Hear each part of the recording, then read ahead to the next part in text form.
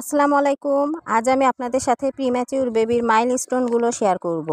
যেহেতু আমার twin baby premature আর ওরা 32 সপ্তাহ 4 দিনে হয়েছে, আর যে কোনো ভিডিও দিলে অনেক আপুরা জিজ্ঞাসা করে, আপু বাবুর ঘাড় শক্ত কয় মাসে হয়েছে, কয় মাসে নাম ধরে ডাকলে তাকায় এবং হাসে। অনেক আপুরা বলে আমার বাবুর বয়স 2.5 মাস, নাম ধরে ডাকলে তাকায় না, খুব টেনশন হচ্ছে, কি করব আপু? বাবু কয় মাসে বসা শিখেছে, ইত্যাদি ইত্যাদি সব প্রশ্নের উত্তর দিব আজকের এই ভিডিওতে। তার আগে বলে নেই, আমার ভিডিওটি ভালো লাগলে অবশ্যই একটা লাইক, কমেন্ট, শেয়ার এবং সাবস্ক্রাইব করবেন। তো শুরু করা যাক। প্রথমেই বলি, একটা পূর্ণ বাচ্চার সাথে প্রিম্যাচিউর বাচ্চার সব কিছু মিলবে না, এই জন্য টেনশন করা যাবে না। আমার টুইন বেবিরা কোন সময় ঘাড় শক্ত, নাম ধরে ডাকলে সাড়া দেয়া, বসা শেখা ইত্যাদি সব কিছু বলবো আজকের এই ভিডিওতে। মূল কথা শুরু করার আগেই বলি, প্রিম্যাচিউর বেবিরা প্রথম 2 মাস বেশিরভাগ ঘুমের মধ্যেই থাকে। এখন প্রিম্যাচিউর বেবির মাইলস্টোনগুলো বলবো।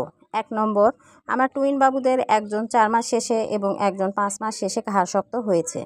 2 নম্বর, একজনকে 4 মাস থেকে নাম ধরে ডাকলে তাকাতো এবং হাসতো, আর একজনকে 6 মাস থেকে নাম ধরে ডাকলে খুঁজতো, কারণ ওর চোখে সমস্যা ছিল। 3 নম্বর, 5 থেকে 6 মাসে খেলনা, মেরিগো-রাউন্ড মাথার উপর ধরলে খুশি হতো এবং হাত দিয়ে ধরতে চাইতো। 4 থেকে 5 মাসে তারা বিভিন্ন শব্দ হু হা করত। 4 নম্বর, একজন 8 মাসে পুরোপুরি বসা শিখেছে এবং অন্যজন 10 মাসে বসা শিখেছে, কারণ যে 10 মাসে বসা শিখেছে তার 9 মাসের সময় হিমোগ্লোবিন অনেক কম ছিল, এমার্জেন্সি ব্লাড দিতে হয়েছে, এরপর সে বসা শিখেছে। 5 নাম্বার, একজন হামাগুড়ি দেয়া শিখেছে 12 মাসে আর একজন 14 মাসে। 6 নম্বর, একজন 13 মাসের শেষে দাঁড়ানো শিখেছে আর একজন 16 মাসে দাঁড়ানো শিখেছে।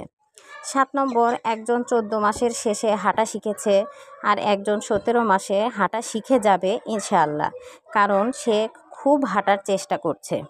8 নম্বর, তারা এখনও বাবা, দাদা, নানা, মা এই কয়টা শব্দই বলে। এই ছিল প্রিম্যাচিউর বেবির মাইলস্টোন। তো আজ এ পর্যন্তই। ভিডিওটি যদি ভালো লাগে তাহলে অবশ্যই একটা লাইক, কমেন্ট, শেয়ার এবং সাবস্ক্রাইব করবেন। আল্লাহ হাফেজ।